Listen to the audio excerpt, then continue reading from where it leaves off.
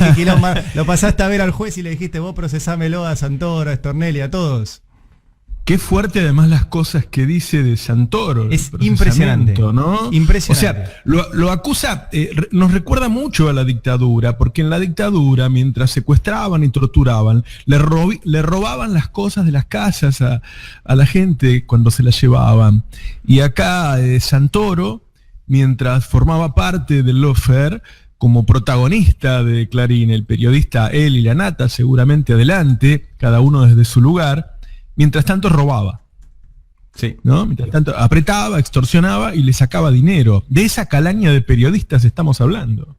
Uh-huh. Sí, muy sí, fuerte, sí, no, le dedica, hace un punteo, arranca así: por las razones expuestas, ahora se impone ampliar el procesamiento de Daniel Santoro, pues se corroboró la utilización de publicaciones periodísticas de Daniel Santoro para amenazar y exigir dinero. Así arranca. Ahí está. Su participación y aporte concreto a numerosas operaciones que la organización de espionaje ilegal desarrolló con conocimiento de la importancia de su contribución para el avance de las mismas. La participación de Santoro en al menos una coacción y una extorsión. Y sigue, o sea, tiene, para que llegue hasta el final, 17 puntos por los cuales se amplía el procesamiento de Santoro, y dice: todas estas acciones exceden el trabajo periodístico y el de cualquier profesión. O sea, Santoro, desde Clarín, se dedicó a ser parte de una organización paraestatal dedicada al espionaje ilegal. O sea, es una... Por eso hay que entender que el bloqueo que hacen a la reforma judicial no tiene que ver con los procesos de Cristina, tiene que ver con los procesos de la gente de Juntos por el Cambio, del Grupo Clarín y otros periodistas. Ese es el problema de ellos. Claro. No, y además, no los juicios de Cristina, que ya están en juicio oral y ya no dependen de estos jueces que estamos discutiendo. Claro. No, y además yo quiero insistir con algo que lo hemos dicho muchas veces. Santoro no actuaba solo. O sea, Santoro no publicó estas extorsiones en un blog. Santoro publicó estas extorsiones en Clarín. Exactamente. Y en Clarín no se publica una tapa y una extorsión y un apriete y una persecución sin la orden política de los dueños. O sea, de Héctor Mañeto, de sus socios, de los editores de Clarín. O sea, no, eso pasa muchos filtros antes de publicarse. Bueno, por eso también toda la sociedad debe comprender que no se puede permitir que un medio de comunicación sea tan grande. El otro día me decía un empresario que por los 75 años de Clarín le pedían 10 millones de pesos. 10 millones de pesos para una publicidad. Y que para él era mucho porque estaba en crisis. Pero me dice, voy a pedir la guita prestada, la voy a conseguir, porque si a estos tipos le digo que no, me hacen mierda. Claro. Y estoy hablando de una venta de una publicidad, no del nivel de... Ese es el miedo que se le tiene a Clarín. A mí me han contado lo mismo empresas que publicitaban en Clarín y publicitaban en otros medios. Y que Clarín les decía, en otros medios no. Decía, no, pero yo le vendo... Era una empresa que vendía electrodomésticos. Entonces yo le vendo electrodomésticos a los lectores de Clarín y a los lectores de Tiempo Argentino, por ejemplo, un diario de papel. Dice, no, si pones en Tiempo Argentino, no pones en Clarín. Y no era solo que no iba a poder publicitar en Clarín, era que al otro día además Clarín le iba a sacar una nota diciendo los televisores que vende vienen fallados o se robó algo. Así es. Es una máquina de extorsionar constante. Bueno, ahí es donde hay que entender entonces en qué consiste esta sociedad entre los intereses de Estados Unidos y de la élite argentina, ¿no? Y cómo se ponen de acuerdo para las cosas más importantes, como es voltear un gobierno o perseguirlo, hasta la que para nosotros, por ahí nosotros no somos personas que estemos pensando en el dinero, pero para hacer estos pequeños robos, ¿no? Extorsiones, distintas formas de conseguir dinero de manera ilegal. Hasta ahí llegaron. Ahora, el problema es que como no son cualquier empresa, son un medio de comunicación, hay muchos argentinos que no saben quién es el ladrón y quién es el que está con la ley en la mano. Que no lo saben. Claro. Que no lo saben. ¿No? Stornelli mismo estuvo por los medios de comunicación diciendo que yo sé dónde vive Navarro. Sí. ¿No? O sea, con un mensaje mafioso. Te amenazó. Como si yo, que además que soy un privado, tuviera que darle alguna explicación de dónde vivo yo. Y ese era un mensaje mafioso. Sí. Un mensaje mafioso. Porque ¿por qué? Como hicieron con Cristina, ¿no? Decir a dónde vive una persona. ¿Para qué? Sí. Ahora, ellos hacían este tipo de cosas. Y la hacían en conjunto, era una asociación. Por eso nos estamos jugando tanto los argentinos? Porque era una mafia. Sí, y además están las extorsiones por guita y después están las proscripciones. O sea, también funciona para proscribir a dirigentes políticos. Por supuesto. Entonces, bueno, ellos empiezan por eso, es como yo te decía de la dictadura, ¿no? Empezaban con los secuestros, con las desapariciones, con las torturas, y como un efecto colateral aparecían los robos. Vos sabés que hasta incluso en la mesa de torturas les hacían firmar escrituras. Sí, sí. Les robaban las propiedades, les robaban las fábricas. Y bueno, estos son negocios colaterales del lawfare, de la persecución política. Ahora, estos tipos mañana salen en los canales de televisión de primera línea, o esta noche misma, defendiéndose y acusando y ensuciando a otros, como si nada pasara. Sí. Como si nada pasara. Stornelli sigue tomando decisiones en su fiscalía. Exactamente. Como si nada pasara. Sí. Nosotros zafamos que no nos tocó Stornelli. De hecho, quiso juzgar a Miriam Lewin ahora. Sí, ¿no? Así es. Nosotros zafamos, no nos tocó Stornelli, pero nos tocó Tayano, Roberto. Que no extorsionaba, pero casi. No debería haber aceptado la denuncia, sin embargo, hasta ahora no sé que la haya rechazado, ¿no? Por ahora no. Ajá. Por ahora no.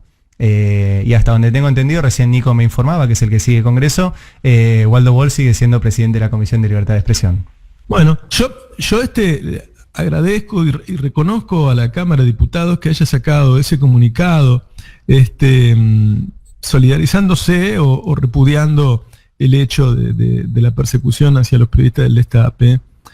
Pero la verdad que les reclamo un poco más. Les reclamo que se hagan cargo y saquen a ese hombre de la titularidad de la Comisión de Libertad de Expresión, a Waldo Wolf, que primero nos acusó, pidió cárcel de 6 años para nosotros y después se asustó y lo desmintió por tuit. Sí. Sí, y después nosotros leemos la denuncia y efectivamente nos denunció. Claro. Nos denunció. Bueno, entonces tenemos graves problemas en nuestras instituciones si existen esos hombres en esos puestos. Sí. ¿Sí? Sí. Y lo digo para el Frente de Todos, que es de quien más espero, ¿no? Pero también lo digo por los demás. Esa cosa de que se supone que hay gente Juntos por el Cambio que no está de acuerdo con estos procedimientos y que tiene un tinte más democrático. Bueno, hasta ahora solo en off. ¿El ala moderada no dijo nada? No. No, ni siquiera se pronunció. Bueno, no sé, los deben tener amenazados o tendrán la misma manera de pensar, no lo sé. No lo sé. Sí. Lindos reportajes está dando Macri, hay que decir, ¿eh? Sí. Son un logro que ha logrado lograr. Es un logro que ha logrado lograr. Yo lo que espero ahora es que dé algún... A ver, yo no pido un reportaje con un medio crítico. Ya a esta altura del partido me resigné. Pero no? que le dé un reportaje a un amigo que le tire centros en vivo, por lo menos. Para que los centros no estén editados. ¿Ninguna fue en vivo? No, todas grabadas. ¿Qué hizo? Hizo Joaquín Morales Solá en TN. Infobae. Hizo Infobae con Lechman y Mariano Tieberger. Sí. Hizo... Toc Toc. Hizo Sirven en La Nación Más y hizo ayer con Jonathan Viale en A24. Las 4 grabadas con varias horas de antelación. Quizá el público no sepa hasta dónde llega la diferencia. Primero, si hay alguna pregunta que no le gusta, él la puede editar y que eso no salga al aire. Si hay alguna respuesta que él cree que no le salió bien, puede pedir volver a grabarla. Sí, es como si fuera una actuación. De hecho, después se edita y ponen lo que ellos creen que es lo mejor. Es decir, lo que ustedes vieron es lo que Macri o Marcos Peña, que es el que está atrás de él ahora nuevamente, es lo que él cree que está mejor. Ahora, ¿cómo aceptas eso? ¿No? Porque imagínate si... El periodista que acepta eso es una vergüenza. Claro. Pero en la entrevista con Infobae, que es la menos, obsecuente de todas, en un momento cuando le hacen un par de repreguntas, Macri dice, y esto sale en el video, ¿no tenés otra pregunta? O sea, esto está... Si buscan el video aparece. Lechman en un momento le dice, bueno, le tengo que preguntar. Una cosa así dice, ¿no? Cuando dice cuenta propista, dice, le pregunto. No, y Macri ahí se la devuelve y le dice, él sabe mucho del tema. Dice cuenta por pistas, él sabe mucho del tema. Sí, le dice eso a la Román Lechman. A Lechman, sí, es un apriete en vivo en el medio de la entrevista. Es impresionante. Eso todavía nunca apareció, Roberto, el listado de los sobres de la CIDE a periodistas, ¿no? Y debería aparecer todo, ¿no? Por ahí hay cosas que no las quieren dar a conocer para no pelearse con todo el periodismo, qué sé yo. O por ahí eso tomaron la precaución de llevárselo, pero claro, la cadena de la felicidad, como se la denomina. De todas maneras, me parece que ahí hay un...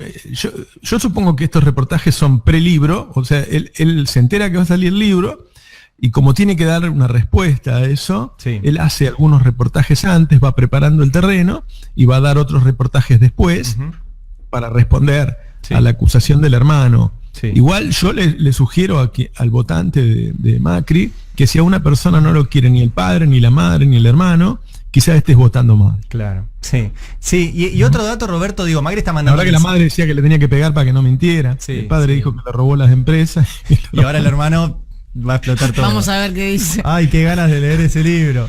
Nos leemos encima. Sí, te iba a contar, Roberto, igual lo publicamos bien tempranito en el Destape. Este concepto que nosotros siempre planteamos yo creo que estamos medio solos en esto, pero decir, el lofer sigue. ¿Por qué? Porque los personajes siguen todos en su lugar, excepto en la AFI. O sea, la AFI fue intervenida, se está haciendo un gran laburo ahí, pero todos los personajes siguen ahí. Y en estas entrevistas, Macri repitió varias veces un ataque contra la fiscala Gabriela Boquín, que es la fiscala del caso Correo, la que frenó la condonación de la deuda de la familia Macri con el Estado. Y eso tiene consecuencias. Lo que pasó apenas Macri la nombró es que el procurador interino, Eduardo Casal, que sigue en el cargo, o sea, el tipo que protege a Stornelli, y volvemos al inicio de la charla, el tipo que protege a Stornelli, que Stornelli ya está procesado por al menos 8 casos y ahora más de espionaje ilegal, es protegido por Casal.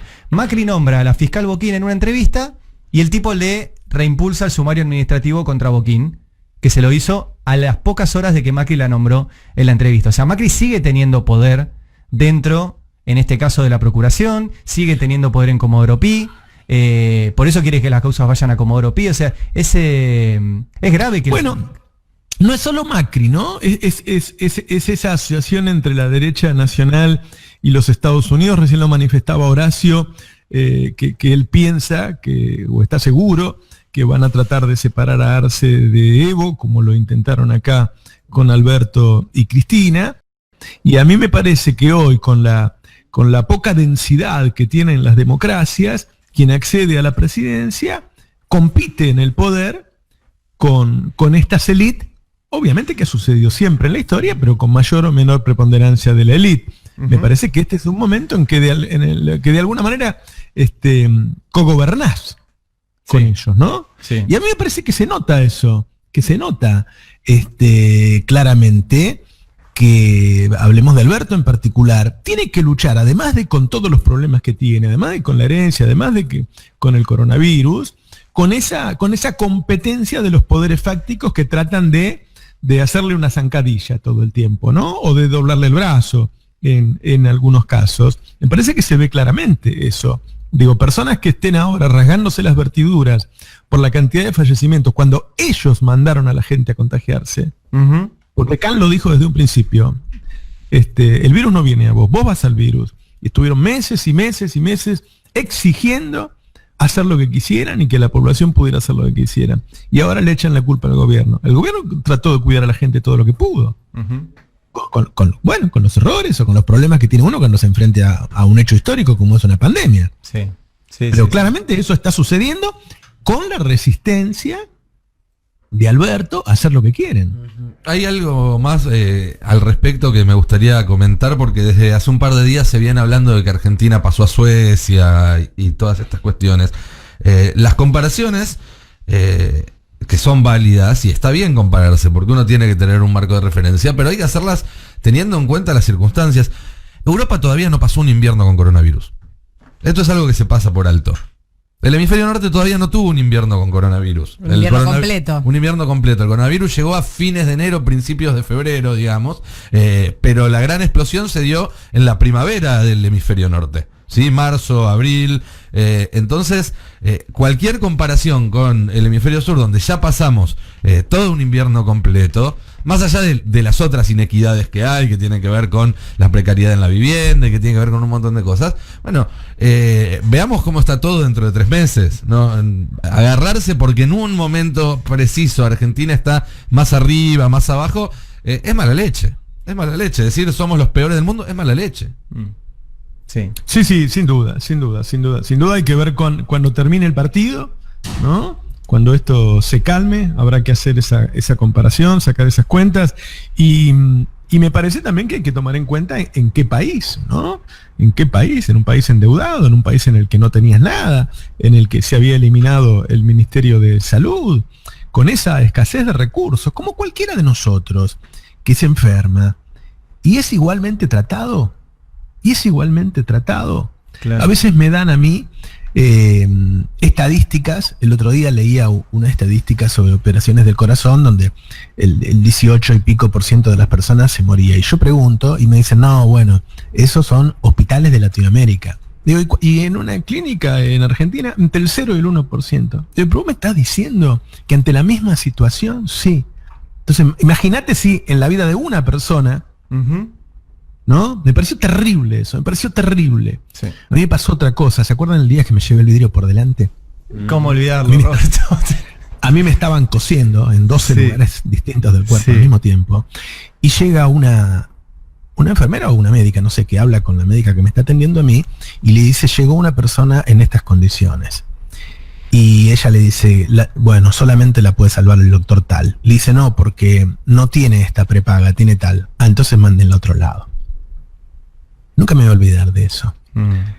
Entonces, imagínate si hay tales diferencias en una persona, lo que es en un país que lo habían dejado con semejante grado de deterioro, y ahora se lo quiere comparar con países que tienen hasta ahorros para enfrentar estas circunstancias, ¿no? Sí, hay algo que decir de acá. Nosotros hemos sido muy críticos de un montón de cosas de manejo, pero el sistema de salud todavía, o por lo menos no vimos las imágenes del inicio de la pandemia en Europa, que eran las imágenes de médicos teniendo que decidir entre 5 personas cuál vivía y qué 4 personas morían. Bueno, eso no, es que no lo que te tiene que dar lo que te tiene que dar el Estado es un sistema sanitario que funcione y que no se sature. Y después apelar y dar la batalla cultural para que la gente se quede en la casa. Uno podría decir que el sistema sanitario te lo dieron y que la batalla cultural en parte fue perdida, como se pierden muchas batallas culturales en Argentina, porque los fierros los tienen ellos. Sí. Y entonces es muy difícil. Yo te digo la verdad, yo me acuerdo la tristeza cuando nos llama un oyente y nos dice que el hermano se contagió. Ahora, yo sinceramente creo que entre los oyentes nuestros se debe haber contagiado menos gente que entre los oyentes de Leuco, por ejemplo, que lo mandaba a la calle. Porque la comunicación es importante.